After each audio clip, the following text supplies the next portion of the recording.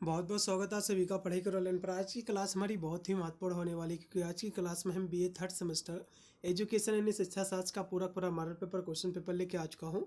ये जो model paper question paper है पिछले 3 वर्षों के यूपी के जितने भी विश्वविद्यालय थे सभी पेपरों को एनालाइज किया और उन्हीं के आधार पर इसको मैंने फिर से क्रिएट किया हुआ है। इसमें सभी विश्वविद्यालय के पेपरों के जो भी क्वेश्चन थे, जो कि मोस्ट वांटेड आपके क्वेश्चन थे, उन सभी प्रश्नों को उठाकर आज की क्लास के माध्यम से कराने का प्रयास कर रहे हैं।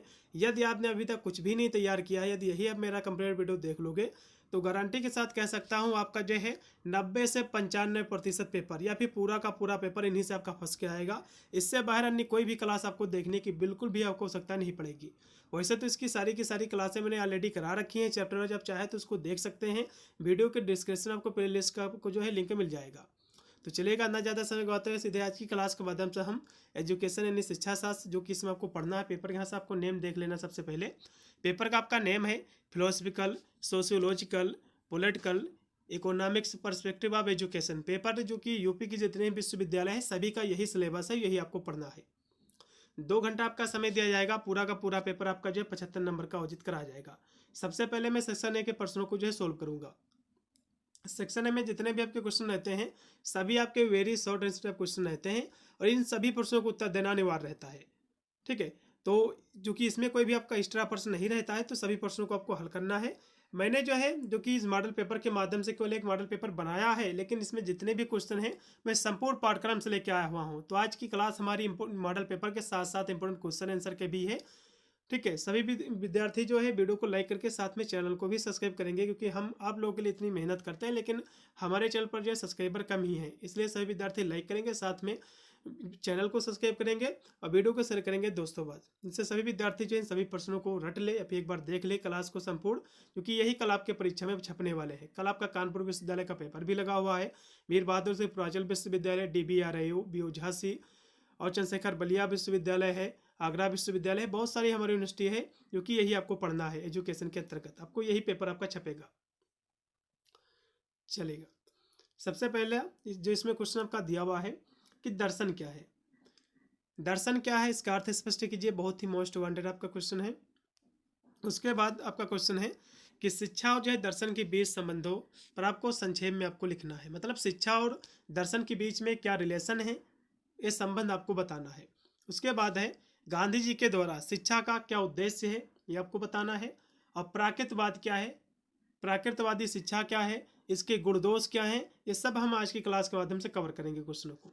तो सबसे पहले दर्शन क्या है इसको समझ लीजिए।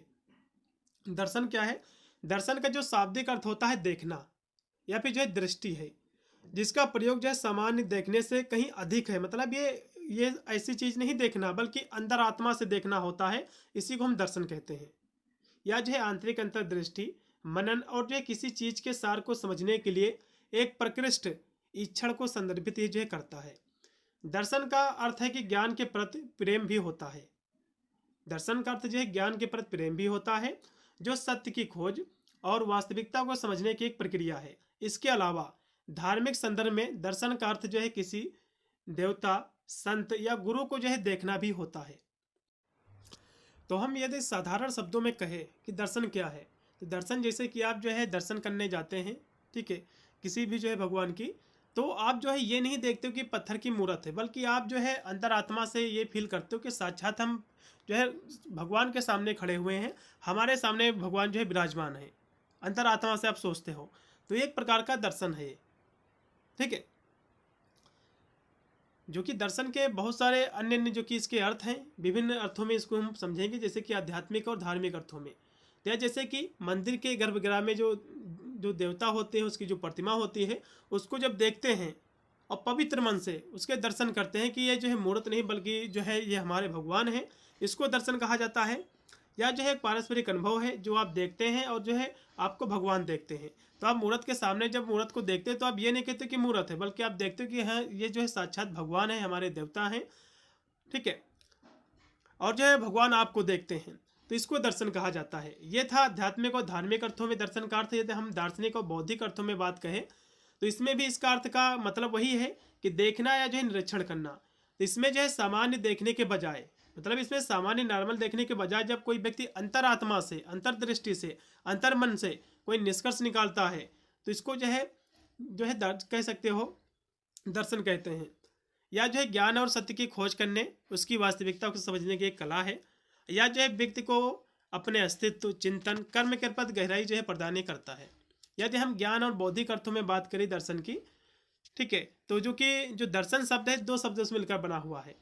एक है जो कि फिलियो प्लस जो है सोफियो, मतलब फिलियो का मतलब होता है प्रेम, सोफियो का मतलब होता है ज्ञान।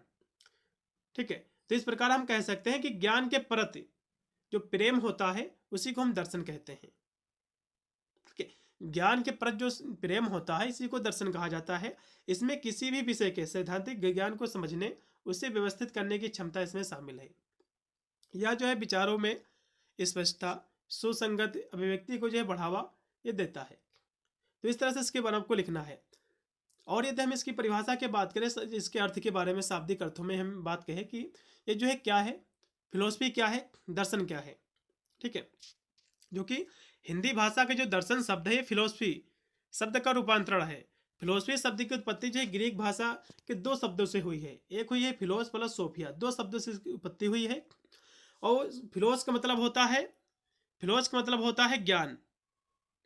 ठीक है, और सोफिया का मतलब होता है अनुराग करना, मतलब जो है प्रेम करना।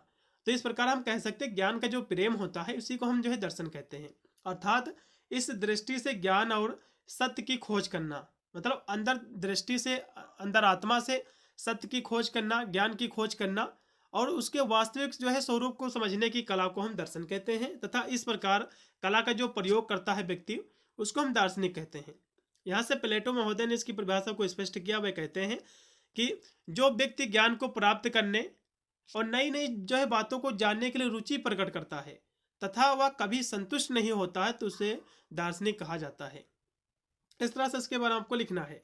ठीक है, आप इसकी परिभाषा अपने शब्दों में भी बना कर लिख सकते हैं, नंबर आपको पूरे मिल जाएंगे।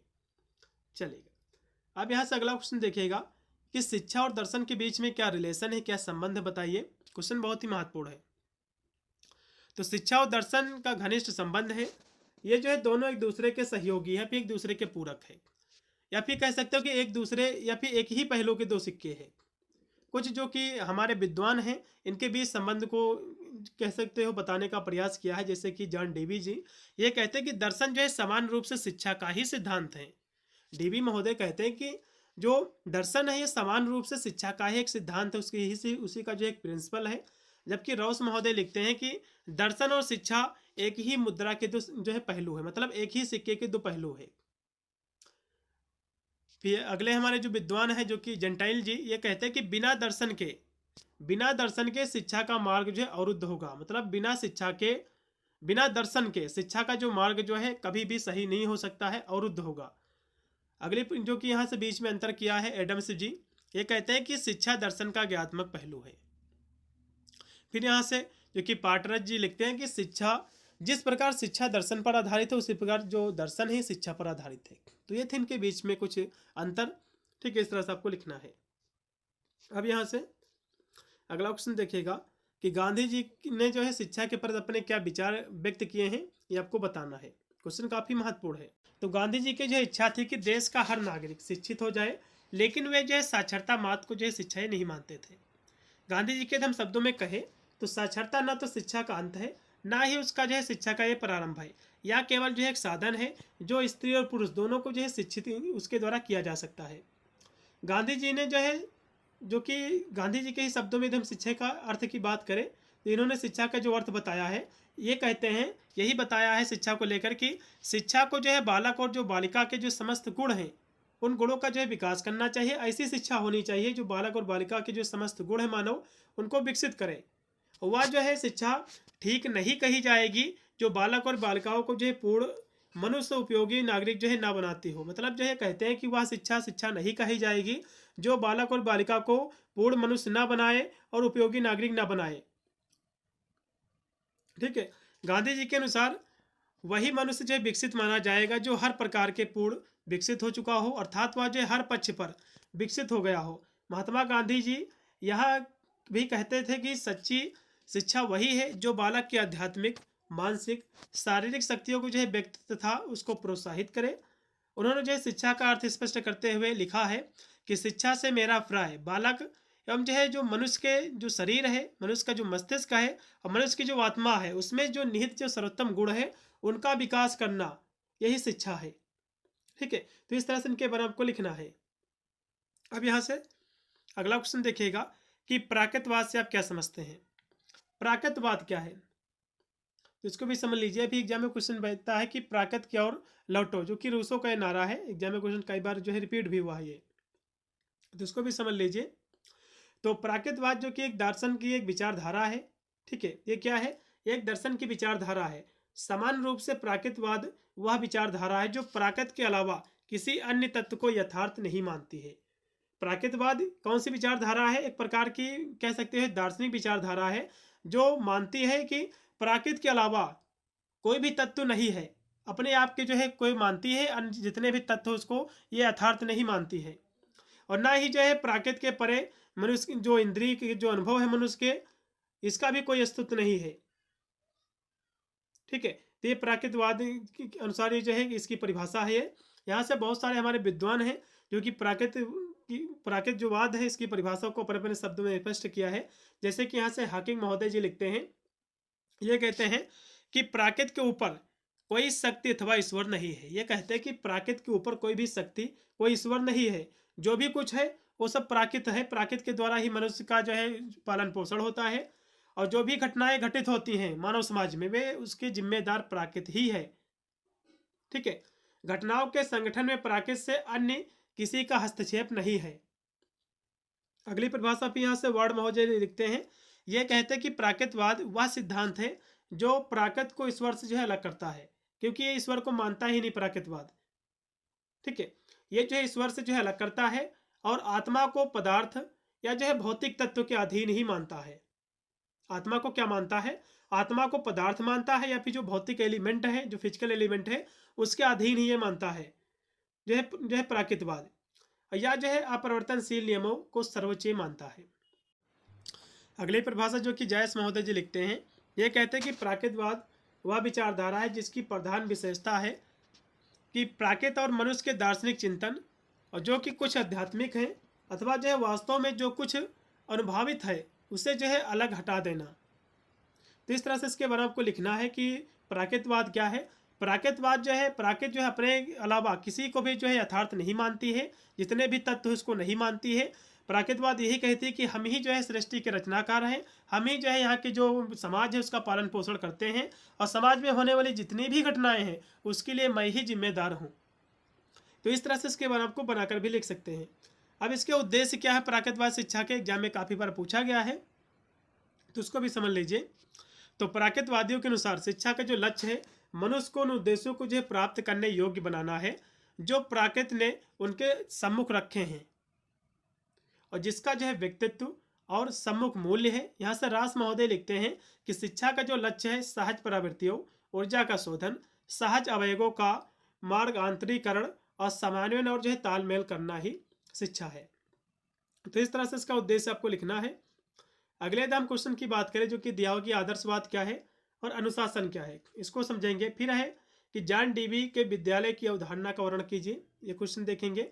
उसके बाद है समेकित शिक्षा, समेकित विकास हेतु शिक्षा कैसे उपयोगी है, आपको बताना है। तो यहाँ से हम सभी क्वेश्चनों को देखेंगे। सबसे पहले आदर्शवाद क्या है इसको समझ लीजिएगा। अभी मैंने आपको प्राकृतवाद समझाया है। प्राकृतवाद क्या है, वो प्राकृत के अलावा अन्य किसी भी तत्व को यथार्थ नहीं मानता है, प्राकृतवाद विचारधारा। अब आदर्शवाद क्या है, आदर्शवाद भी एक दार्शनिक विचारधारा है। इसके अनुसार मानसिक जो जगत है, जो मेंटल वर्ल्ड है, और जो स्पिरिचुअल वर्ल्ड है, जो आध्यात्मिक जगत है, ये जो है वास्तविक और विचारों से बना है। किससे बना है, वास्तविक और विचारों से बना है। प्राकृतिक और भौतिक जगत का अपनी कोई वास्तविकता नहीं है। मतलब जो प्राकृतिक जगत है, जो भौतिक जगत है, इसकी अपनी कोई भी वास्तविकता नहीं है। यदि उसमें वास्तविकता आती है तो केवल आत्मा का विचार करने से। उसमें वास्तविकता कब आती है, उसमें वास्तविकता आती है आत्मा का जो है विचार करने से। ठीक है, इस तरह से इसकी परिभाषा आपको लिखना है। आगे यहाँ से आदर्शवाद और अनुशासन क्या है इसको भी समझ लीजिए। ये आपस में जो है गहराई से जुड़े हुए हैं। आदर्शवाद जो कि मूल्य, नैतिकता और उच्च लक्ष्यों के विकास में जो है जोर देता है, जबकि अनुशासन जो है इन आदर्शों को प्राप्त करने लिए जो आवश्यक जो कार्यवाही होती है या फिर आत्मनियंत्रण का जो ढांचा होता है उसको प्रदान करता है। इसको यहाँ से और भी हम विस्तृत में समझेंगे कि आदर्शवाद क्या है। या जो है एक प्रकार का दर्शन या फिर एक दार्शनिक विचारधारा है जो भौतिक दुनिया से परे विचारों, मूल्यों और जो है आदर्शों की सच्चता में जो है विश्वास रखता है। मतलब भौतिक जो जगत है, जो स्पिरिचुअल वर्ल्ड है, उसमें तभी वास्तविकता आता है जब व्यक्ति अपने विचारों से सोचता है। मतलब जैसे कि जो है मानो तो गंगा माँ, नहीं तो जो मानो बहता पानी, जो गाना है, ठीक इसी जो है इसी क्वेश्चन पर ठीक बैठता है। जब आपके मन में विचार आएगा, वास्तविकता आएगी, विश्वास आएगी कि पत्थर नहीं, ये जो हमारे भगवान है तो आप पूजा करते हैं, ठीक उसी प्रकार आदर्शवाद उसी पर आधारित है। जबकि आपके मन में जब विचार आएंगे, ठीक है, जब आत्मचिंतन आएगा, तभी आप जो है कह सकते हो उस चीज को जो है वास्तविक मानोगे। तो इस तरह से आपको लिखना है।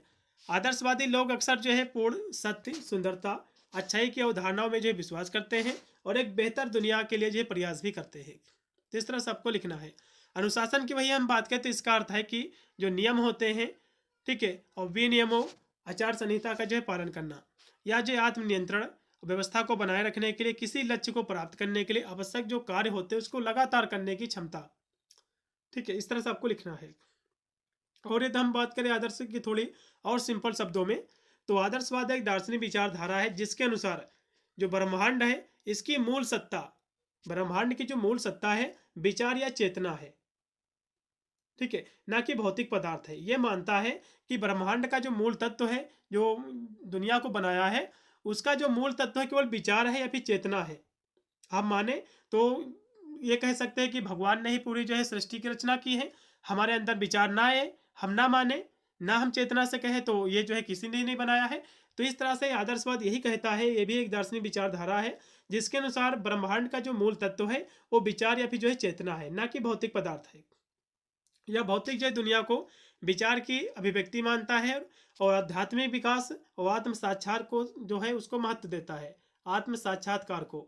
और इस दर्शन के अनुसार जो है सत्यम शिवम सुंदरम जैसे मूल्यों की प्राप्ति अंतिम उद्देश्य है और मनुष्य का अंतिम जो लक्ष्य है आत्मा का परमात्मा में मिलन है या फिर विलय है। तो इस तरह सबको लिखना है। अब यहाँ से जॉन डीवी ने जो है विद्यालय की अवधारणा को लेकर जो अपने मत दिए हैं, इसको समझ लीजिएगा। या फिर एग्जाम में क्वेश्चन बनता है कि जॉन डीवी के शैक्षिक विचारों की चर्चा कीजिए। तो जॉन डीवी की विद्यालय की अवधारणा के अनुसार विद्यालय एक जो है सामाजिक संस्था है। जॉन डीवी कहते हैं कि जो विद्यालय एक सामाजिक संस्था है जो समाज का प्रतिबिंब है। इसका जो है उद्देश्य छात्रों को जीवन की वास्तविकताओं के लिए तैयार करना है। ये कहते हैं कि जो स्कूल एक प्रकार का सामाजिक संस्था है और समाज का एक प्रतिबिंब है, एक इमेज है। और इसका जो उद्देश्य रहता है इस संस्था का या फिर विद्यालय का, वो छात्रों को जीवन की जो वास्तविकता होती है उसके लिए तैयार करना है, ना कि केवल जो है किताबी ज्ञान देना होता है। डीबी ने जो है करके सीखने, मतलब जो है लर्निंग बाय डूइंग पर जो है जोर दिया है, जहाँ छात्र जो है व्यवहारिक गतिविधियों जो है समस्या समाधान के माध्यम से सीखते हैं। विद्यालय को एक जो है आदर्श समुदाय होना चाहिए और जहाँ बच्चे जो है साझा गतिविधियों में भाग ले और जो सामाजिक जो अनुशासन है उससे सीखे, इनका ही कहना है। यदि इसकी हम विद्यालय की अवधारणा में कुछ इनकी हम विशेषताओं की बात करें, जैसे कि सामाजिक जो है संस्था, तो विद्यालय को जो है समाज की ज़रूरतों को पूरा करना चाहिए और समाज में प्रगति लाने में मदद करनी चाहिए, हेल्प करनी चाहिए। फिर इनके अगली जो विशेषता है आदर्श समाज, तो यह एक जो है आदर्श समुदाय के रूप में कार्य करता है जहाँ बच्चे एक दूसरे के साथ मिलकर साझा गतिविधियों में जो है संलग्न होते हैं।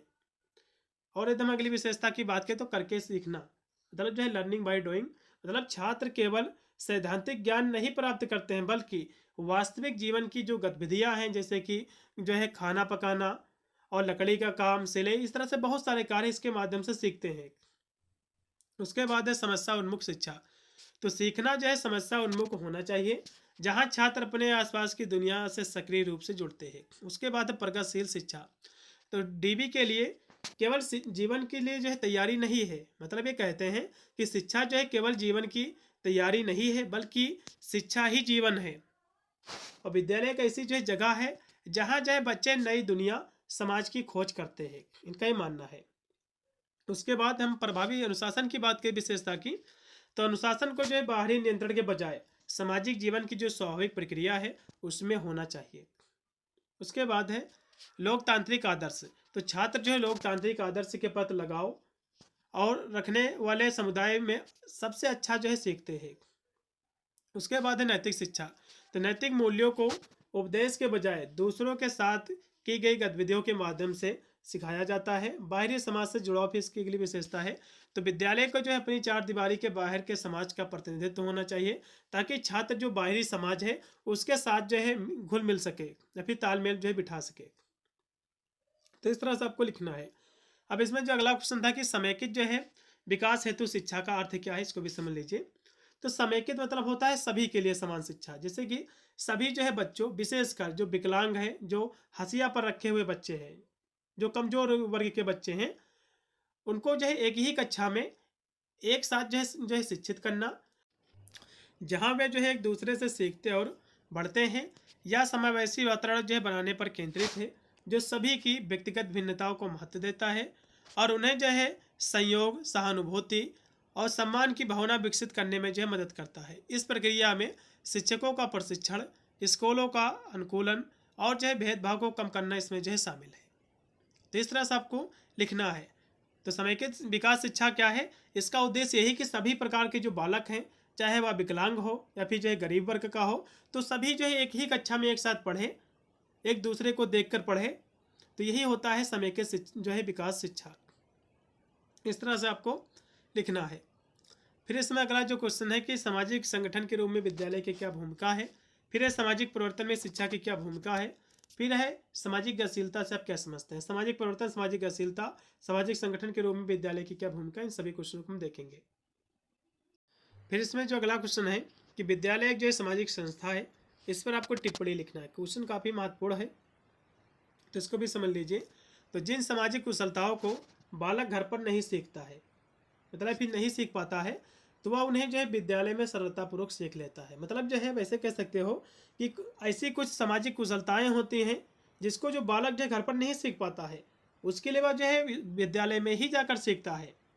और नई पीढ़ी को जो है प्रशिक्षित करने में शिक्षा की महत्वपूर्ण भूमिका होती है। और इस दृष्टि से विद्यालय जो है सामाजिक संस्था के रूप में शिक्षा के उद्देश्य की पूर्ति करता है, इसीलिए इसे जो है विद्यालय एक सामाजिक संस्था के रूप में जो है कहा गया है। इतनी परिभाषा आपको लिखना है। और बालक जो है विद्यालय में अपने परिवेश की जो आर्थिक जो सामाजिक पृष्ठभूमि है उसको साथ लेकर अवश्य आता है, परंतु विद्यालय का जो वातावरण है उसको समानता, जाति भेद रहिता और हृदय की व्यापकता, वर्गहीनता आदि श्रेष्ठ गुणों को सीखने के लिए विवश कर देता है। इस तरह से आपको लिखना है। फिर यहाँ से है शिक्षा जो है सामाजिक परिवर्तन की आधारशिला है। मतलब जो है शिक्षा कैसे जो है सामाजिक परिवर्तन में रोल निभाता है, आपको ये बताना है। तो शिक्षा जो कि सामाजिक परिवर्तन की आधारशिला है, जो व्यक्तियों को आलोचनात्मक सोच विकसित करके रूढ़ियों को तोड़ने और समावेशित को बढ़ावा देने में मदद करता है। मतलब जो है अब परिवर्तन देखो तो हो जाएगा ऐसे भी, जब व्यक्ति शिक्षित हो जाएगा तो परिवर्तन जो करेगा एक अच्छे क्षेत्र में करेगा, अच्छे क्षेत्र की ओर जो है बदलाव करेगा। तो यही इसमें कहा गया है कि जो व्यक्तियों को आलोचनात्मक सोच विकसित करने, रूढ़ियों को तोड़ने, समावेशिकता को जो है बढ़ाने की में जो है मदद ये करता है। और यह जो है सामाजिक गतिशीलता को जो है बढ़ाती है और आर्थिक विकास को भी बढ़ावा देती है और लोगों को प्रगतिशील मूल्यों व्यवहारों को अपनाने के लिए तैयार करती है। इसके माध्यम से शिक्षा एक न्यायपूर्ण प्रगतिशील समाज की नींव जो है रखती है। इस तरह से आपको लिखना है। अब सामाजिक परिवर्तन में शिक्षा की क्या भूमिका है, कुछ हम महत्वपूर्ण बिंदुओं के माध्यम से समझ सकते हैं। जैसे कि आलोचनात्मक जो है सोच का विकास। शिक्षा व्यक्तियों को सकारात्मक दृष्टिकोण विकसित करने और अपनी सोच को व्यापक बनाने में मदद करता है। तो शिक्षा क्या करती है, शिक्षा जो है व्यक्तियों को जो सकारात्मक जो सोच है, दृष्टिकोण है, ठीक है, उसको व्यापक बनाने में मदद करती है और जिससे वे सामाजिक परिवर्तनों को बेहतर ढंग से स्वीकार कर सके। उसके बाद अगली भूमिका की बात करें तो सामाजिक गतिशीलता को बढ़ावा देना। तो यह जो है लोगों को बेहतर कैरियर के अवसर जो है प्रदान करके सामाजिक पीढ़ी पर ऊपर बढ़ने में जो है मदद करता है, जिससे गरीबी का जो चक्र है टूटता है। ठीक है, उसके बाद है गलत धारणाओं जो है बुराइयों को जो है दूर करना। तो शिक्षा जो है समाज में व्याप्त जो बुराइयां हैं, जो कुरीतियां हैं, इनके बारे में जो लोगों को जागरूक करता है और उनके विरुद्ध जो है जनमत तैयार करता है, जिससे उन्हें जो है दूर करने में मदद मिलती है। जब व्यक्ति शिक्षित हो जाएगा, जाहिर सी बात है, तो जितनी भी रूढ़ियाँ हैं, जो अंधविश्वास हैं, वो समाज से खत्म हो जाएंगे और साथ ही जब व्यक्ति शिक्षित हो जाएगा, अच्छे कार्य करने लगेगा, तो जो गरीबी का जो चक्र है उनकी गरीबी भी दूर हो जाएगी। तो इसीलिए जो है शिक्षा सामाजिक परिवर्तन में काफ़ी जो है सहायक होती है। तो इस तरह से आपको लिखना है। अब इसमें जो अगला क्वेश्चन है कि सामाजिक गतिशीलता का अर्थ क्या है, उसको भी समझ लीजिए कि सामाजिक गतिशीलता क्या है। तो समाज में जो है किसी व्यक्ति या समूह का एक सामाजिक स्थिति से दूसरी सामाजिक स्थिति में जो है जाना, मतलब जो है समाज में जो व्यक्ति है या फिर कोई एक समूह है, उसका एक स्थिति से दूसरी स्थिति में जाना, यही जो है सामाजिक गतिशीलता है। यह एक जो है व्यक्ति या परिवार के सामाजिक आर्थिक स्तर में होने वाला बदलाव को दर्शाता है, जो सामाजिक पीढ़ी पर ऊपर या नीचे जाने जैसा हो सकता है। ठीक है। यदि और हम इसकी परिभाषा की बात करें तो इसकी परिभाषा जैसे कि यहाँ से लिखा हुआ है कि यह जो है व्यक्तियों, परिवारों या अन्य समूहों के एक सामाजिक स्तर से दूसरे सामाजिक स्तर तक आवाजाही है, फिर एक सामाजिक स्तर से दूसरे सामाजिक स्तर में जाना। जैसे कि फॉर एग्जांपल हम बात करें, जैसे कि एक जो मजदूर का किसान बनना, कोई मजदूर है दूसरे खेत में काम करने जाता है, अब वो किसान बन जाए, उसका एक खेत हो जाए, या फिर कोई जो है नौकर, या फिर कोई जो है कह सकते हो किसी कंपनी में आप जो है काम करने जाते हो, आप उस कंपनी के मालिक बन जाओ, तो आप ऐसे कह सकते हो कि एक व्यक्ति का समाज में एक स्तर से दूसरे स्तर में जाना, यही होता है सामाजिक जो है कह सकते हो इस तरीके गतिशीलता। ठीक है। जिससे वह जो है उसकी जो सामाजिक स्थिति जो है बदल जाती है, इसी को हम कहते हैं सामाजिक जो है गतिशीलता। उदाहरण के लिए जैसे कि एक जो है मजदूर का किसान बनना या किसान का एक जो है डॉक्टर बनना, यह जो है सामाजिक गतिशीलता का उदाहरण है। इसके हम प्रकारों की बात करें तो इसका जो पहला प्रकार है ऊर्ध्वाधर जो है गतिशीलता। तो जब कोई जो है व्यक्ति सामाजिक पदानुक्रम में ऊपर या नीचे जाता है, जैसे कि गरीब परिवार का अमीर बनना, गरीब परिवार का अमीर बनना, तो इसमें जो है ऊपर नीचे हो सकता है। जैसे कि कोई व्यक्ति जो है अमीर है, ठीक है, कोई व्यक्ति मान लो जो है अमीर है, वह जो है गरीब हो जाए, तो ये भी सामाजिक गतिशीलता ही है। या फिर अमीर है गरीब बन जाए, फिर गरीब है अमीर बन जाए, ये परिवर्तन दोनों तरफ से हो सकता है ये, तो इसी को हम सामाजिक गतिशीलता कहते हैं। यदि इसके हम क्षैतिज गतिशीलता की बात करें तो ऊर्ध्वाधर गतिशीलता में ऊपर से नीचे जाना या फिर नीचे से ऊपर जाना, दोनों इसमें शामिल है। और जो क्षैतिज गतिशीलता है इसमें क्या है, जब कोई व्यक्ति एक समान सामाजिक स्थिति से दूसरी स्थिति में जाता है, एक ही समाज स्थित है, जैसे कि हम अध्यापक हैं तो हम ये काम छोड़कर किसी अन्य अध्यापक वाले ही क्षेत्र में चले जाएं, या फिर कोई जब टीचर जो होता है एक प्राइवेट स्कूल में पढ़ाता है, वहाँ पर जब सही से उनको नहीं रुपया मिलता तो दूसरे चला जाता है स्कूल में, तो ये होता है क्षैतिज गतिशीलता। मतलब जो उसका स्तर समान ही रहता है, जैसे कि यहाँ पर भी पढ़ा रहा था उस जाएगा स्कूल में, वहाँ पर भी पढ़ाएगा, तो इसको हम क्षैतिज जो है गतिशीलता कहते हैं। ठीक है, चलेगा। जैसे कि एक नौकरी छोड़कर दूसरी नौकरी जो है करना, ये क्षैतिज गतिशीलता का उदाहरण है। अब यहाँ से हम अगला क्वेश्चन देखेंगे कि सामाजिक स्थिरीकरण क्या है। अभी मैंने आपको बताया कि सामाजिक स्थिति जो है गतिशीलता क्या है। समाज में गतिशीलता एक सामाजिक स्थिति से दूसरी सामाजिक स्थिति में जाना, यह होता है सामाजिक जो है गतिशीलता। अब सामाजिक स्थिरीकरण क्या है। सामाजिक स्थिरीकरण जैसे कि नाम से स्पष्ट है कि सामाजिक मतलब होता है समाज, स्थिरीकरण का मतलब होता है समाज को स्तरों में बांटना।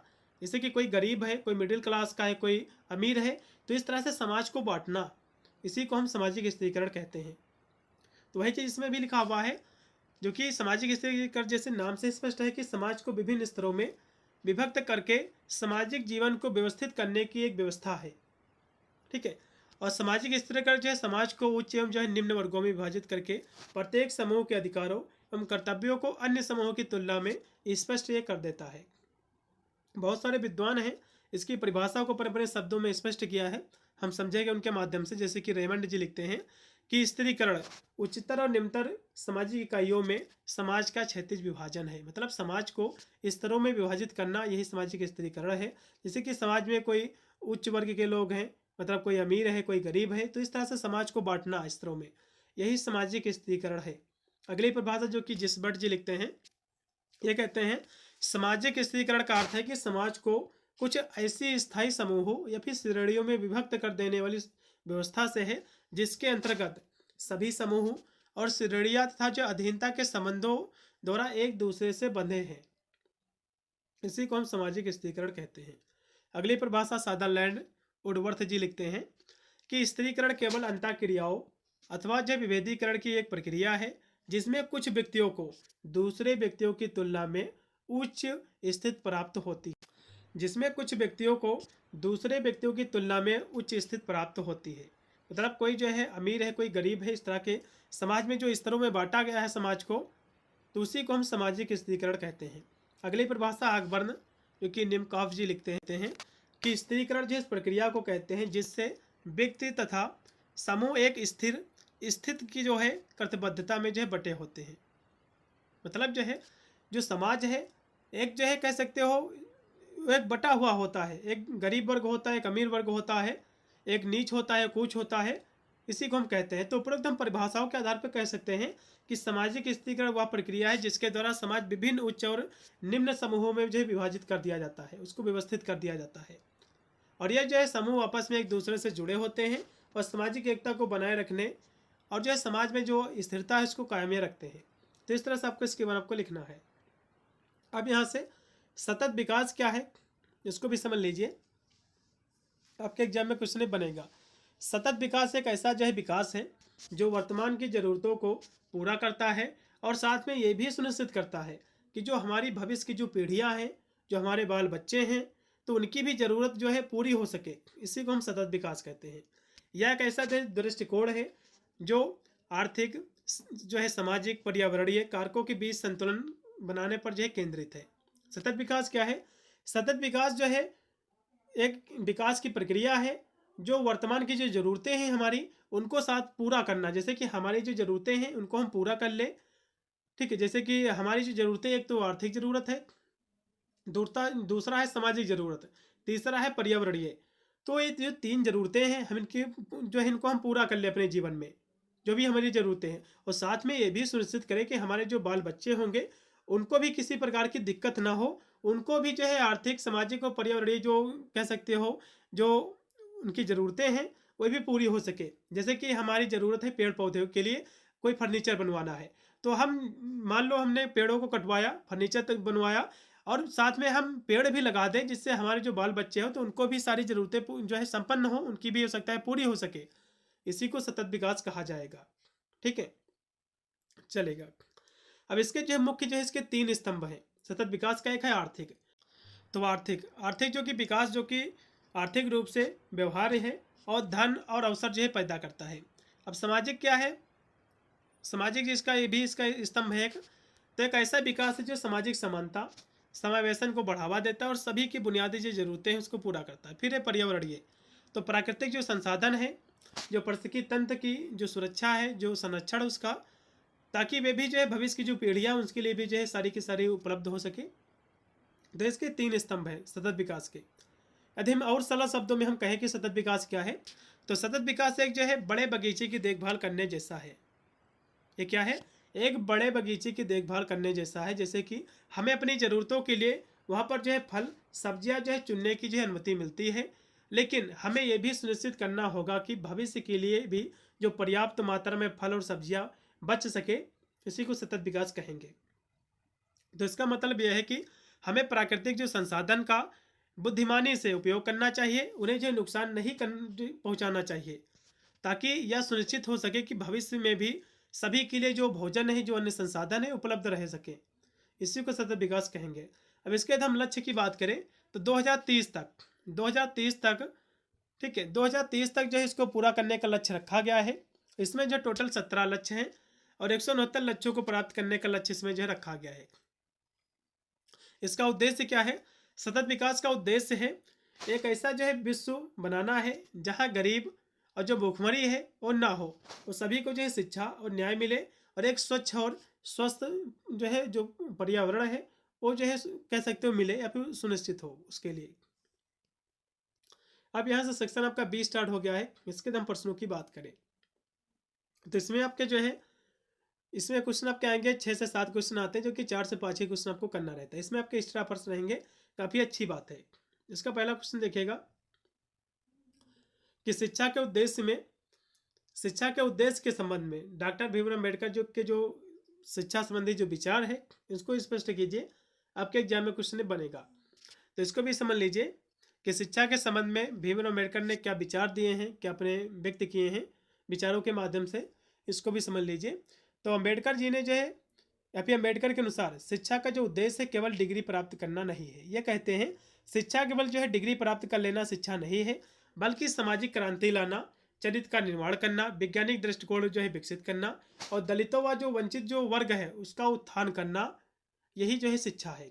उनका मानना था कि शिक्षा जो है सामाजिक समानता, न्याय, बंधुत्व, स्वतंत्रता की स्थापना के लिए आवश्यक है, जो समाज को गुलामी, शोषण से जो है मुक्ति कराती है। उन्होंने जो है तकनीकी व्यवसायिक शिक्षा पर जोर दिया ताकि गरीबों को जो है आर्थिक रूप से सशक्त बनाया जा सके। ठीक है, हम शिक्षा के उद्देश्यों की बात करें, जैसे कि सामाजिक परिवर्तन का माध्यम, तो अम्बेडकर के लिए शिक्षा सामाजिक क्रांति की कुंजी थी, जो कि लोगों को जागरूक और स्वावलंबी जो है बनाती है। उसके बाद है समता और जो है न्याय की स्थापना। तो उन्होंने जो है शिक्षा को सामाजिक न्याय का आधार माना है और सभी के लिए समान और सुलभ शिक्षा की वकालत भी की है। उसके बाद चरित्र और नैतिक मूल्य जो है निर्माण। तो शिक्षा का उद्देश्य जो है केवल नौकरी पाना नहीं है, बल्कि मानवीय जो मूल्य हैं, जो नैतिकता है, जो सामाजिक जिम्मेदारी है, उसका विकास करना भी है। फिर है आर्थिक सशक्तिकरण। तो तकनीकी और व्यावसायिक शिक्षा को बढ़ावा देने के लिए उनका जोर था कि जो गरीब वर्ग है उनको जो है आर्थिक रूप से मजबूत किया जा सके या फिर जो है मजबूत हो सके। फिर है वैज्ञानिक और तार्किक सोच का विकास। तो वे एक जो है ऐसे वैज्ञानिक दृष्टिकोण के समर्थक थे जो तार्किक तर्क को बढ़ावा दे और जो धार्मिक जो कट्टरपंथा है उसको चुनौती दे। तो ये थे इनके उद्देश्य। तो इस तरह से आपको लिखना है। अब इसमें अगला जो क्वेश्चन है कि भगवत गीता के शैक्षिक दर्शन की आपको विवेचना करना है। फिर इसमें जो है कि स्वामी विवेकानंद के शैक्षिक जो विचार है शिक्षा संबंधी, उसकी आपको जो है वर्णन करना है। क्वेश्चन काफ़ी महत्वपूर्ण है दोनों के दोनों। तो भगवत गीता क्या है, इस पर टिप्पणी लिखिए, सबसे पहले इसको जान लीजिए, फिर हम अगले क्वेश्चन की ओर बढ़ेंगे। तो भगवत गीता एक ऐसा जो है धार्मिक ग्रंथ है या फिर हिंदुओं का ग्रंथ है जो मनुष्य को जो है कर्मयोगी बनाने के लिए प्रेरित करता है। इतिहास के महानतम लोग, चाहे वैज्ञानिक हो या फिर इतिहासकार हो, फिर ऋषि मुनि हो या फिर दार्शनिक हो या फिर कोई भी हो, तो उन्होंने जो है गीता को सफलता का रहस्य बताया है सभी लोगों ने। और सही मायने में मनुष्य के जीवन की जो सच्चाई है उसकी झलक आपको योगी राज श्री कृष्ण के उपदेशों में देखने को मिलती है। ठीक है, यदि आप भी जो है जीवन में सफल इंसान बनना चाहते हैं तो भगवत गीता का अध्ययन जो है पूरे मन के साथ अवश्य करें। गीता से जो है सीख कर ज्ञान को अपने जीवन में उतारें। यकीन मानिए आपके जीवन में जीने का जो ढंग है, संसार को जो देखने का नजरिया है, संपूर्ण रूप से बदल जाएगा। गीता के उपदेश जो है वाकई जीवन में हमें सफलता के मार्ग पर ले जाते हैं। गीता जो कि सफलता की कुंजी इसको कहा गया है, इसमें हर एक प्रश्नों का उत्तर आपको मिलेगा और जीवन का जो सफलता का जो मार्ग है यह भी इसी के द्वारा जो है प्रशस्त होता है, आपको मार्ग दिखाएगा। फिर है बड़े बड़े जो महापुरुष हुए हैं उन्होंने गीता के इन वचनों को अपने जीवन में उतारा है। महात्मा गांधी, इसमें अरविंद घोष जी, बाल गंगाधर तिलक, इनके जो जीवन में जितने भी भ्रम थे भगवत गीता को पढ़ने के बाद सारे के सारे उनके भ्रम जो है दूर हो गए थे। अब जो कि भगवत गीता का जीवन दर्शन क्या है, एग्जाम में क्वेश्चन बनता है तो इसको भी समझ लीजिए। इंसान जब जो है दुख को ईश्वर के प्रति समर्पित कर देता है, मतलब जब इंसान बहुत दुखी होता है, कहता है कि जो भी होगा भगवान ही जो करेंगे, तो जो है ईश्वर ही उसका सहारा हो जाता है और इस तरह से वह जो है भय, चिंता, शोक से जो है हमेशा मुक्त रहता है। इंसान को ईश्वर के प्रति समर्पित होना चाहिए। गीता के उपदेशों में यह बात भी सामने आती है कि जब इंसान ईश्वर को सब कुछ समर्पित करता है और चला जाता है तो उसे जो है इस जीवन में आनंद का अनुभव होता है। और गीता में श्री कृष्ण ने यह भी बताया है कि सच्चे मन से भगवान की पूजा आराधना करने से इंसान पूर्ण सिद्धि भी प्राप्त कर सकता है। जो अपने इंद्रियों को वश में कर लेते हैं और ईश्वर की भक्ति आराधना करते हैं उन्हें सर्वव्यापी ईश्वर की प्राप्ति होती है। ऐसे लोग सिद्ध पुरुष बन जाते हैं। ठीक है, ऐसा श्री कृष्ण ने गीता में कहा है। तो इस तरह से इसके बारे में आपको इतना जो है लिखना है। अब यहाँ से स्वामी विवेकानंद जी के शैक्षिक विचार क्या है शिक्षा से संबंधित, एग्जाम में क्वेश्चन काफ़ी बार पूछा गया है तो इसको भी समझ लीजिए। स्वामी दयानंद सरस्वती ने वेदांत दर्शन को ये मानने वाले थे। उन्होंने अपने वेदांत दर्शन को व्यवहारिक रूप दिया। रामकृष्ण मिशन ने अनेक कार्य जनसाधारण के कल्याण के लिए किए। अपने दार्शनिक सिद्धांत की जनता तक पहुँचने के लिए शिक्षा की आवश्यकता का अनुभव भी किया। और आप अपने साथियों को केवल धर्म प्रचार के कार्यों में ही ना लगाकर शिक्षा के प्रसार में भी जो है लगाते थे वे। और वे जानते थे कि भारत की जो जनता है उसको शिक्षित करके उनके जो अंधविश्वास है, जो निर्धनता है, उसको समाप्त किया जा सकता है। और शिक्षा के संबंध में स्वामी जी के विचार जो है बहुत ही व्यापक और व्यवहारिक थे। जैसे कि सबसे पहले इन्होंने शिक्षा की परिभाषा को स्पष्ट किया है। तो स्वामी जी वेदांत दर्शन के समर्थक थे।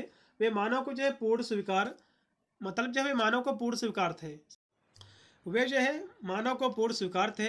वे इस पूर्णता को अभिव्यक्ति को ही शिक्षा कहते थे और उनके अनुसार शिक्षा जो है मनुष्य की अंतर्निहित पूर्णता की अभिव्यक्ति ही शिक्षा है, ये कहते थे।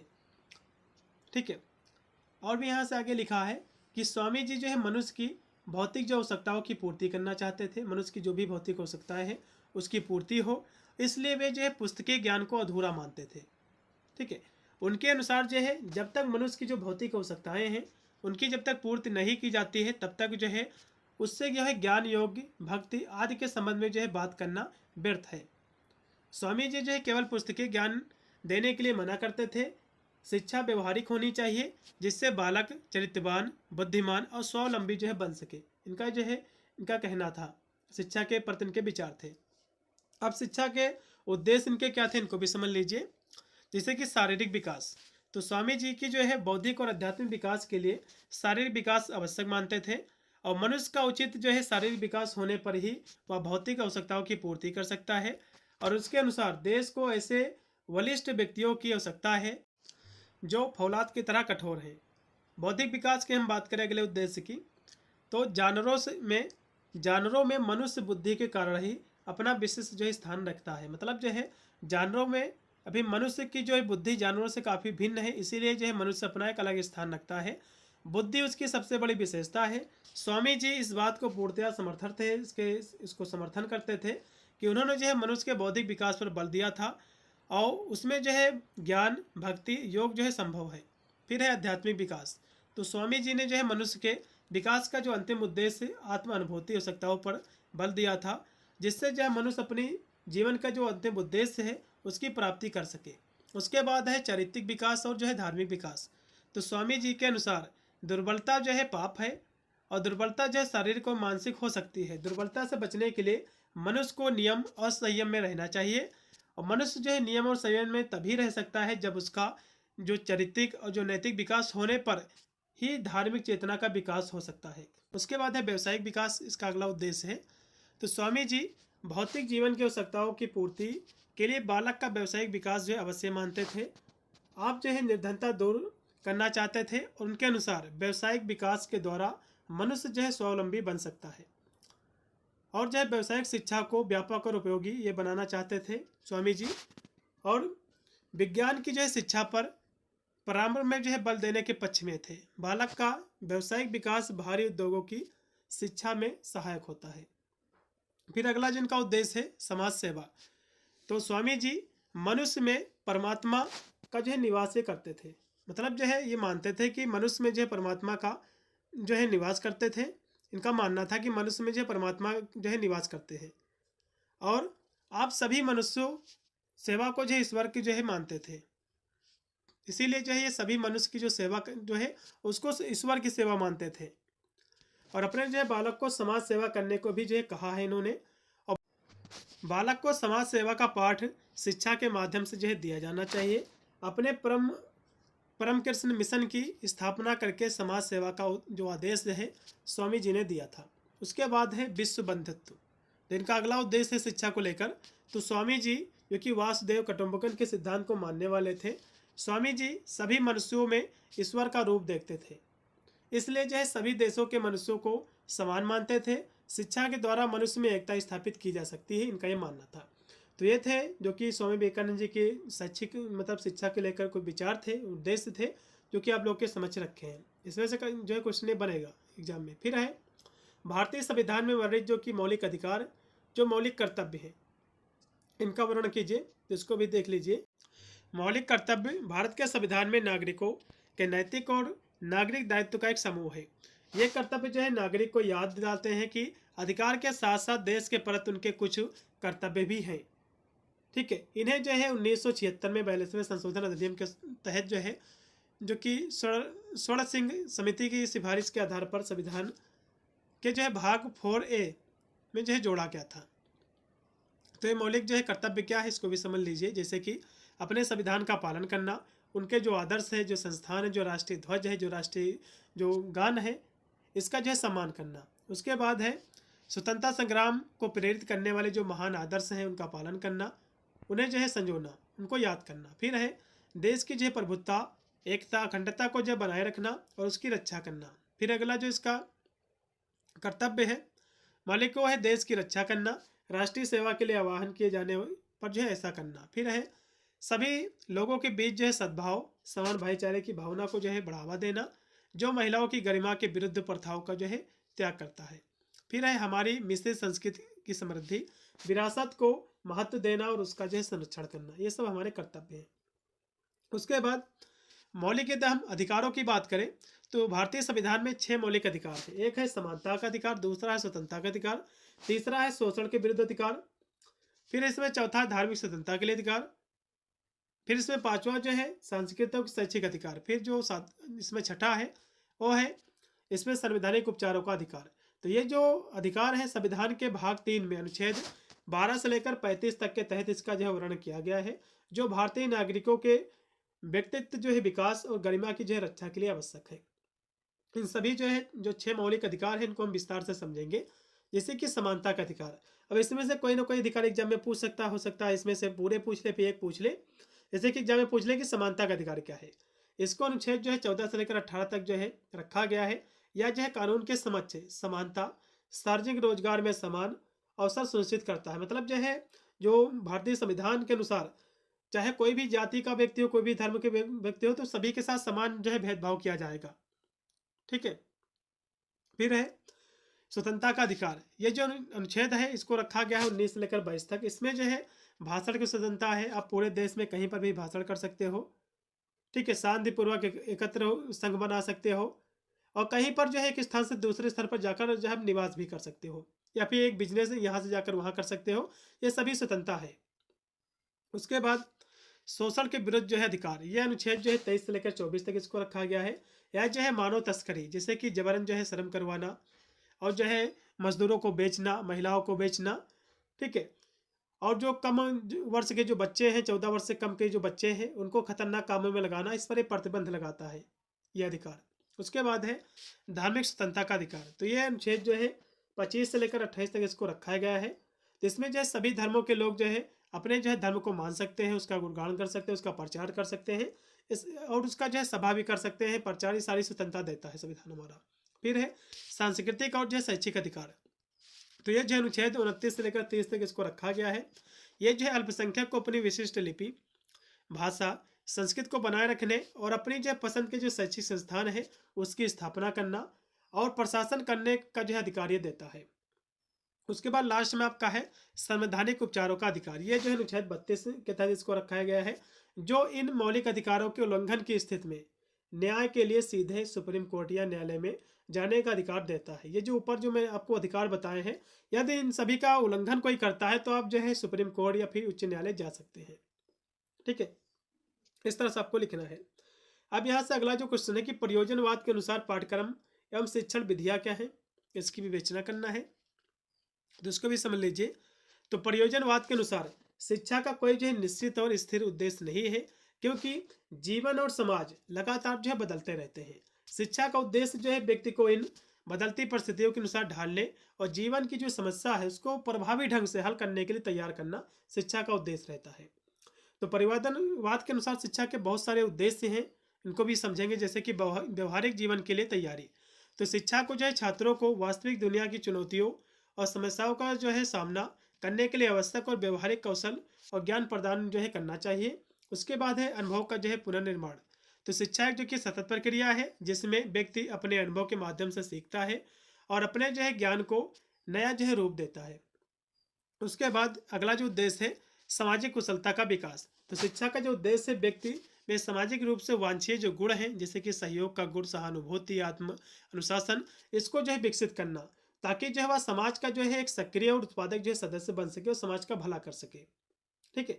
इस तरह से आपको लिखना है। यदि हम प्रयोजनवाद के हम पाठ्यक्रम की बात करें तो इसके अनुसार पाठ्यक्रम जो है अनुभव केंद्रित है, व्यवहारिक और जो है बाल केंद्रित होता है, जिसमें जो है विषयों को जो है वास्तविक जीवन से जोड़ा जाता है।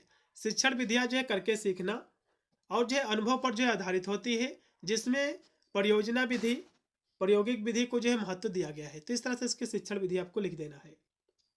अब यहाँ से प्रयोजनवाद के मूल सिद्धांत क्या है, एग्जाम में क्वेश्चन काफी बार पूछा गया, तो इसको भी समझ लीजिए। तो इसके मूल सिद्धांत बहुत सारे हम मुख्य बिंदुओं के माध्यम से समझ सकते हैं, जैसे कि सत्य वही है जो उपयोगी है। यह सिद्धांत मानता है कि सत्य वही है जो मनुष्य के लिए उपयोगी है, और वही सत्य है जो प्रयोजन की जो है सिद्धि करे। संसार जो है अनेक तत्वों जो है क्रियाओं का जो है फल है, और भौतिक संसार जो है सत्य है, और इसके अलावा जो कोई भी संसार है वो दूसरा संसार है ही नहीं। आत्मा एक जो है पदार्थ जन क्रियाशील तत्व है, आत्मा को एक पदार्थ मानते हैं प्रयोजनवाद। और मानव संसार एक जो है सर्वश्रेष्ठ जो है प्राणी है, और मानव जीवन का जो उद्देश्य है सुखपूर्वक जीना है, और इसके जो है प्राकृतिक सामाजिक ज्ञान जो है आवश्यक है। सामाजिक विकास हेतु सामाजिक कुशलता जो है आवश्यक है, और राज्य एक जो है सामाजिक संस्था है। तो ये सब इसके सिद्धांत है प्रयोजनवाद के। ठीक है, तो प्रयोजनवाद जो है भौतिक संसार को ये केवल सत्य मानता है, और इसके अलावा जो है दूसरा कोई भी संसार ही नहीं है, यह जो है प्रयोजनवाद कहता है। इस तरह से आपको लिखना है। अब यहाँ से सेक्शन आपका सी आ गया। इसके हम प्रश्नों की बात करें तो इसमें टोटल 4 प्रश्न आएंगे, क्योंकि 2 ही प्रश्न आपको करना पड़ेगा। इसमें आपका एक्स्ट्रा प्रश्न रहेंगे। पहला क्वेश्चन देखिएगा इसमें का, भारतीय समाज की विविधता में एकता पर आपको निबंध लिखना है, संक्षिप्त टिप्पणी आपको करना है। क्वेश्चन आपके एग्जाम में फंसेगा। ठीक है, तो भारत में जो विविधता में एकता, इसकी सबसे बड़ी जो ताकत है, जहाँ जो है विभिन्न भाषाएं, धर्म, जातियाँ, संस्कृतियाँ एक ही राष्ट्र पहचान में जो है बंधी हुई है। तो भारत एक जो देश है, इसमें अनेक धर्म रहते हैं, अनेक प्रकार की भाषाएं बोली जाती हैं, और एक साथ रहते हैं, एक दूसरे से कह सकते हो बंधे हुए हैं। इसी को जो है कह सकते हो भारतीय समाज में विविधता में एकता जो है कहा जाता है। यह जो है सहगुणा और सह अस्तित्व की भावना पर आधारित है, जो सदियों से चली आ रही है। चाहे वह त्योहारों का उल्लास हो या राष्ट्रीय संकट के समय एकजुटता हो, भारतीय अपनी सामूहिक पहचान को बनाए रखते हैं। इसकी हम प्रस्तावना की बात करें तो भारत एक जो है विशाल और विविध देश है। विविध क्यों कहा गया, इसमें विविध प्रकार के धर्म हैं, विभिन्न जो है कल्चर है, यहाँ पे विभिन्न प्रकार की जो है भाषाएं बोली जाती हैं, जो अपनी अनूठी संस्कृत विरासत के लिए जाना जाता है। यहाँ जो है विभिन्न धर्म, विभिन्न भाषाएं, विभिन्न परंपराओं के लोग जो है एक साथ रहते हैं। यह जो है विविधता, जिसे अक्सर मतभेदों के रूप में जो है देखा जा सकता है, वास्तव में भारत की एकता और जो है ताकत का स्रोत है। विविधता में एकता भारतीय समाज की एक ऐसी विशिष्ट विशेषता है जो इसे दुनिया भर में अद्वितीय बनाती है, सबसे श्रेष्ठ बनाती है। तो इस तरह से आपको लिखना है। तो विविधता में एकता जो है भारत की असली पहचान है। यह जो है केवल एक नारा नहीं है, बल्कि यह भारतीय समाज का एक मूल सिद्धांत है, जो लोगों को उनकी भिन्नताओं के बावजूद एक साथ लाता है, और विभिन्न जो संस्कृतियों, परंपराओं के बीच जो सामंजस्य और भाईचारे की यह भावना ही भारत को एक मजबूत और जीवंत राष्ट्र जो है बनाती है। इस एकांत को बनाए रखना प्रत्येक नागरिक का कर्तव्य है, ताकि आने वाली जो पीढ़ियां हैं, ठीक, पीढ़ियां भी जो है इस समृद्ध विकास को बनाए रख सके। तो ये है, इस तरह से आपको इसके बारे में आपको लिखना है। अब यहाँ से भारतीय संविधान में नीति निर्देशक तत्वों का उल्लेख कीजिए, एग्जाम में क्वेश्चन बन सकता है, इसको भी समझ लीजिए। तो भारतीय संविधान में जो भाग 4 है, इसमें अनुच्छेद 36 से लेकर 51 तक राज्य के नीति निर्देशक तत्वों का उल्लेख किया गया है। यह जो है भारतीय संविधान की एक अनोखी व्यवस्था है, जिसे आयरलैंड के संविधान से ग्रहण किया गया है। तो नीति निर्देशक तत्व है किस संविधान से लिए गए हैं, आयरलैंड के संविधान से लिए गए हैं, और इसी के द्वारा समाजवाद की नीतियों को जो है लागू किया जा सकता है। ये तत्व जो है राज्य के लिए बाध्यकारी नहीं है, ना ही न्याय योग्य है, फिर भी देश की जो सामाजिक जो आर्थिक उन्नति है उसके लिए उनका पालन करना राज्य के हित में है। निर्देशक तत्व वे निर्देश है जिन्हें संविधान ने राज्य को दिया है, और उससे जो है यह आशा की है कि वह किसी बंधन के रूप में नहीं, वरन अपने कर्तव्यों के रूप पर इन पर चलेगा। तो इस तरह से इसके बारे में आपको शोर्ट में लिखना है। अब यहाँ से अगला जो क्वेश्चन है, रूसों की जो है निषेधात्मक शिक्षा पर आपको जो है वर्णन करना। क्वेश्चन एग्जाम में फंसेगा, क्वेश्चन काफी महत्वपूर्ण है, इसको भी समझ लीजिए। रूसों ने जो है अपने समय तक प्रचलित समस्त शिक्षा सिद्धांतों का विरोध किया है। रूसो जो थे, जो हमारे शैक्षिक विचारक हैं, इन्होंने जो है जितनी भी शैक्षिक जो प्रक्रिया थी, ठीक है, उसका विरोध किया है। इसी कारण जो उनकी जो शिक्षा व्यवस्था को निषेधात्मक शिक्षा कहा जाता है। निषेधात्मक शिक्षा में बालक को सत्य और सद्गुणों को न पढ़ाकर उनके हृदय को बुराइयों से बचाना चाहिए। रूसो जी का मानना था कि जो बालक है उसको सत्य और सद्गुणों की शिक्षा उसको न पढ़ाया जाए, बल्कि हृदय को उसकी जो है बुराइयों से बचाया जाना चाहिए। और इसमें जो है बालक को शाब्दिक और पुस्तक ज्ञान नहीं दिया जाता है, बल्कि सामाजिक, नैतिक, धार्मिक शिक्षा देने की आवश्यकता ये भी नहीं है। और बालक को में जो है किसी प्रकार की आदतों का निर्माण नहीं किया जाता है। रूसो ने जो है निषेधात्मक शिक्षा का अर्थ स्पष्ट करते हुए इन्होंने लिखा है कि मैं निषेधात्मक शिक्षा उस शिक्षा को कहता हूँ जो उन अंगों की पूर्णता में जो है निहित है जो कि हमारे ज्ञान के साधन है, अर्थात जो शिक्षा इंद्रियों के उचित अभ्यास से बुद्धि को जो है विकसित कर सकता है। निषेधात्मक शिक्षा का अर्थ है कि आलस्य का समय नहीं है, बल्कि उससे जो है दूर है, या जो है सद्गुण नहीं देती है परंतु भूल से बचाती है, या बालक को उस मार्ग के चयन के लिए स्वतंत्र छोड़ देती है जो उसे सत्य पर ले जाए।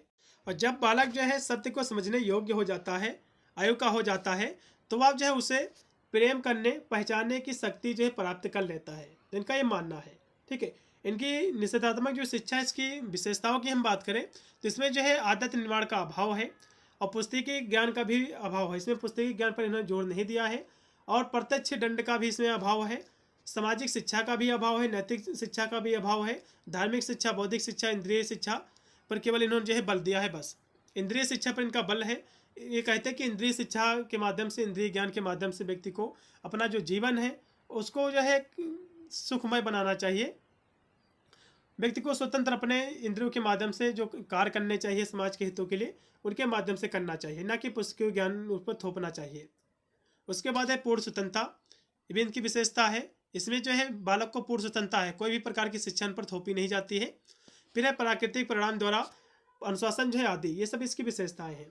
अब यहाँ से अगले दिन हम बात करें क्वेश्चन की, जो कि है कि सामाजिक वर्ग क्या है, इसकी अवधारणा को स्पष्ट कीजिए, इसकी परिभाषा क्या है, ये भी हम समझेंगे। तो सबसे पहले सामाजिक वर्ग क्या है इसको भी समझ लीजिए। सामाजिक वर्ग मतलब समाज का वर्ग। तो समाज में विभिन्न प्रकार के वर्ग है, जैसे कोई जो है मास्टर वर्ग का है, कोई किसान वर्ग है, कोई किस तरह का वर्ग है, कोई मजदूर वर्ग है। तो यही होता है सामाजिक वर्ग। तो साधारण जो है, साधारण बोलचाल का ये शब्द है सामाजिक वर्ग। तो वर्ग जो है अनेक अर्थों में प्रयोग होता है, जैसे कि जमींदार वर्ग, दुकानदार वर्ग, श्रमिक वर्ग। परंतु जो है समाजशास्त्री दृष्टि में वर्ग जो है विभिन्न व्यक्तियों का एक समूह है। वर्ग क्या है? विभिन्न व्यक्तियों का एक समूह है जिसके सदस्य की आर्थिक स्थिति, जीवन शैली तथा जो जीवन के जो अवसर हैं एक समान होते हैं, और इसके सदस्य अपने जो है वर्ग के प्रति सचेत रहते हैं। और वर्ग की जो प्रमुख विशेषताएं के द्वारा वर्ग के अर्थ को हम भली बात जो है समझा जा सकता है, जो कि परिभाषा यहाँ से नीचे दी हुई है। जैसे मैकरम पेज जी लिखते हैं कि एक सामाजिक वर्ग सामाजिक स्थिति के आधार पर अन्य लोगों के पृथक किया गया समुदाय का एक अंग है। ये क्या है? एक अंश है उसी का। इनका भी कहना वही है कि सामाजिक वर्ग क्या है? समाज की स्थिति के आधार पर जो अन्य लोगों से जो पृथक किया गया समुदाय का एक अंश है। क्योंकि समाज में विभिन्न प्रकार के जो कि वर्ग पाए जाते हैं, कोई मजदूर वर्ग है, कोई किसान वर्ग, कोई दुकानदार वर्ग है। तो इस तरह से जो कि पृथक किया गया एक अंश है समुदाय का ही। उसके बाद है लेपियर जी लिखते हैं कि एक सामाजिक वर्ग जो है सांस्कृतिक रूप में, एक सामाजिक वर्ग सांस्कृतिक रूप से परिभाषित एक समूह है जिसको जो है समस्त जनसंख्या में एक विशेष पद पर स्थित जो है प्रदान की जाती है। एक प्रकार का समाज का एक पद है जो कि उनको समाज में मिलता है। जैसे कि हम टीचर हैं तो हमको समाज में पद मिला कि हम टीचर हैं। कोई जो है किसान होगा, कोई जो है जॉब करता होगा, कोई अधिकारी होगा। तो इस तरह से समाज में जो एक पद मिला है उसी को हम सामाजिक वर्ग कहते हैं। समाज में उसका वर्ग क्या है? ठीक है। अगली परिभाषा से आगबर्द महोदय लिखते कहते हैं कि सामाजिक जो वर्ग है इसकी जो है मौलिक विशेषता अन्य सामाजिक वर्गों की तुलना में उच्च या निम्न स्थित है। ये भी ठीक इनके कहना मतलब है। ये कहते हैं कि सामाजिक जो वर्ग है समाज में ऊंच नीच भी हो सकता है। कोई ऊंच जो है कह सकते हो वर्ग का हो सकता है, कोई नीच वर्ग का हो सकता है। तो इस तरह से हम सामाजिक वर्ग विभिन्न इसको हम अर्थ निकाल सकते हैं। अगली परिभाषा जो कि क्यूबर महोदय जी लिखते हैं, ये कहते हैं कि सामाजिक वर्ग अथवा समाज का स्तर जिस संख्या का एक बड़ा भाग है अथवा श्रेणी है जिसमें सदस्यों की एक स्थिति ही या पद होता है। इनका कहना मतलब यही है कि समाज में जो कि सामाजिक जो वर्ग है समाज का स्तर है एक प्रकार का जिसमें बहुत सारी जनसंख्या रहती है। तो समाज में जो सदस्य रहते हैं उनका समाज में पद क्या है, स्टेटस क्या है। जैसे कि अभी मैंने आपको बताया कि कुछ जो है टीचर हैं, कुछ जैसे कि आप लोग विद्यार्थी, आपका जो समाज जो पद है विद्यार्थी है। तो इस तरह से समाज में जो विभिन्न व्यक्तियों का जो पद है वही जो है सामाजिक वर्ग होता है। अगली परिभाषा से जो कि गिलबर्ट जी लिखते हैं, ये कहते हैं कि एक सामाजिक वर्ग व्यक्तियों का समूह अथवा जो विशेष श्रेणी यानी कैटेगरी है जिसका समाज में एक विशेष पद होता है, जिसका समाज में एक विशेष पद होता है। यदि जो है विशेष पद ही अन्य समूहों से जो है उसके संबंध को सदा निर्धारित करता है, तो उपरोक्त परिभाषाओं के आधार पर कहा जा सकता है कि वर्ग जो है व्यक्तियों का एक ऐसा समूह है जिसकी जो है स्थिति एवं संस्कृति एक समान है तथा जो है जो इसके बारे में जागरूक है। वर्ग निर्माण का आधार जन्म ना हो करके अन्य समानता जो है हो सकती है, क्योंकि वर्ग का जो आधार होता है जन्म नहीं होता है। मान लो आप जो है गरीब घर में जो है जन्मे, बाद में आपने मेहनत किया, आप अमीर हो जाओ, तो वर्ग जो होता है सामाजिक वर्ग, ये जन्म से इसका कोई भी लेना देना नहीं होता है, ये जो है बदलता रहता है। ठीक है, चलेगा। अब यहाँ से जातीय वर्ग में अंतर क्या है, एग्जाम में काफ़ी बार क्वेश्चन आया है, तो इसको भी मैंने साथ में इसमें लेके आया हुआ हूँ। तो जाति क्या है? जाति देखो, जिस आप जाति में पैदा हो जाओगे उसी जाति के कहलाओगे। तो आप ऐसे कह सकते हो कि जाति की जो सदस्यता है जन्म पर आधारित होती है, आप जिस जाति में पैदा होगे उसी जाति के कहलाओगे। जबकि वर्ग क्या है? वर्ग जो है, वर्ग की सदस्यता जन्म पर आधारित नहीं होती है, इसकी सदस्यता जो है धर्म, धन तथा जो है पैसा आदि पर आधारित होती है। ठीक है, वर्ग क्या है? आपका धर्म क्या है? धन पर आधारित होता है। आपका जो है पैसा क्या है? आपका स्टेटस क्या है समाज में, उस पर आधारित होता है। धन क्या है? उसके बाद अगले मंत्र की बात करें तो जाति व्यवस्था में एक जाति के व्यक्ति अपने ही जात में विवाह कर सकते हैं। मतलब जाति व्यवस्था क्या है? एक जो व्यक्ति है अपनी ही जाति में विवाह करता है। जबकि वर्ग व्यवस्था क्या है? इसमें व्यक्ति जो है बाहर से भी विवाह स्थापित कर सकता है। उसके बाद है अगला जो अंतर है, जाति एक जो है स्थित है। जाति क्या है? कि स्थित है, जो समाज के द्वारा प्रदान की जाती है और एक बार प्रदत्त होने पर स्थायी बन जाती है। मतलब आप जिस जाति में आप पैदा हो जाओगे उसी जाति के कहलाओगे। जबकि वर्ग क्या है? ये बनते बिगड़ते रहते हैं, ये अर्जित किए जाते हैं। अर्जित किए जाते हैं मतलब कमाए जाते हैं अपनी मेहनत से।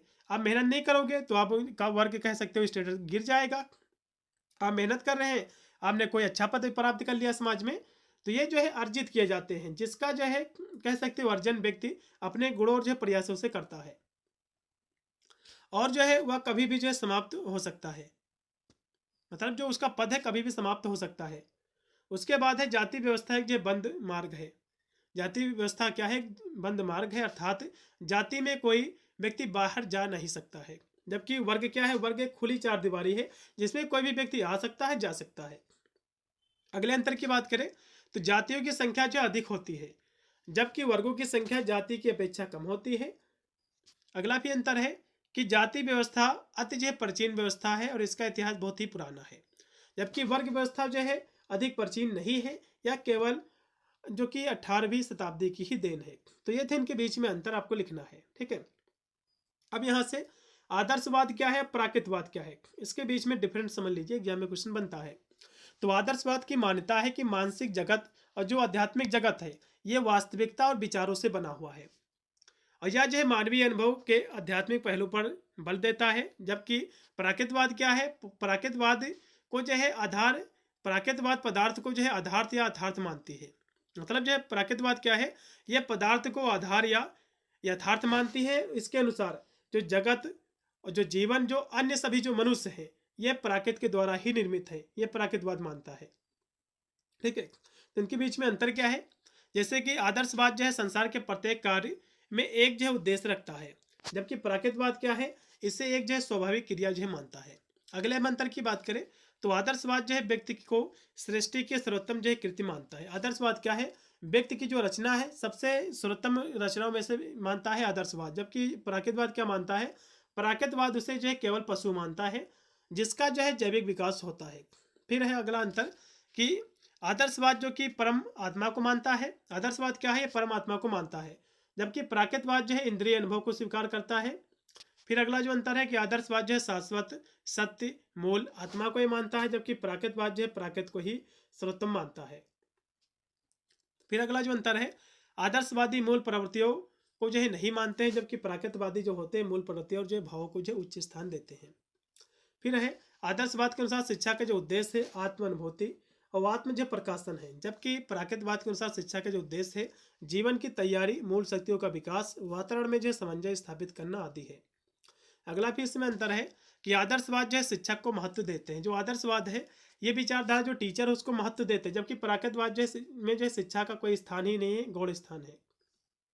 तो इस तरह से इसके बीच में आपको अंतर लिखना है। फिर इसमें अगला क्वेश्चन है कि शिक्षा तथा दर्शन एक ही सिक्के के दो पहलू हैं, इस कथन की समीक्षा कीजिए फिर विवेचन कीजिए। तो यहाँ से इसको हम देखेंगे, शिक्षा और दर्शन एक ही सिक्के के दो पहलू हैं। इस कथन का अर्थ है कि दोनों जो है अविभाज्य हैं और एक दूसरे पर निर्भर है। दर्शन शास्त्र वह जो है सैद्धांतिक ढांचा और उद्देश्य प्रदान करता है, जबकि शिक्षा उन जो है उद्देश्यों को जो है प्राप्त करने की व्यवहारिक एक प्रक्रिया है। दर्शन का कार्य है कि जीवन और सत्य के मूलभूत प्रश्नों पर जो है विचार करना, जो यह तय करता है कि शिक्षा का लक्ष्य क्या होना चाहिए। और शिक्षा उन जो है दार्शनिक लक्ष्यों को प्राप्त करने के लिए पाठ्यक्रम, शिक्षण विधियाँ और मूल्यों को जो है लागू कर सकती है। संक्षेप में हम कहें तो दर्शन के बिना शिक्षा जो है दिशाहीन है और शिक्षा के बिना दर्शन भी जो है अर्थहीन है। ठीक, इसलिए इसको जो है एक दूसरे का पहलू कहा गया है, सिक्के के दो पहलू। इस तरह से आपको लिखना है। मैं इतनी ही आज की हमारी क्लास थी जो कि मैंने आपको करा दिए हैं। समस्त इसमें जितने भी क्वेश्चन थे हर एक क्वेश्चन को मैंने इसमें रखा है बहुत ही बारीकी से। इसकी मैंने चैप्टर्स क्लासें ऑलरेडी करा रखी हैं, आप चाहे तो उनको भी देख सकते हैं। वीडियो के डिस्क्रिप्शन में आपको प्लेलिस्ट का आपका लिंक मिल जाएगा। अन्य क्लासों के लिए नोटिफिकेशन पाने के लिए आपको चैनल को सब्सक्राइब कर लेना है और साथ में ऑल बेल पर भी ऑल जो नोटिफिकेशन है उसको जरूर आपको ऑन करना है, जिससे मेरा जब भी कोई वीडियो आएगा तो उसका नोटिफिकेशन आपको मिलेगा सबसे पहले। मिलता है वीडियो के लिए, तब तक सभी को thank you for watching this video.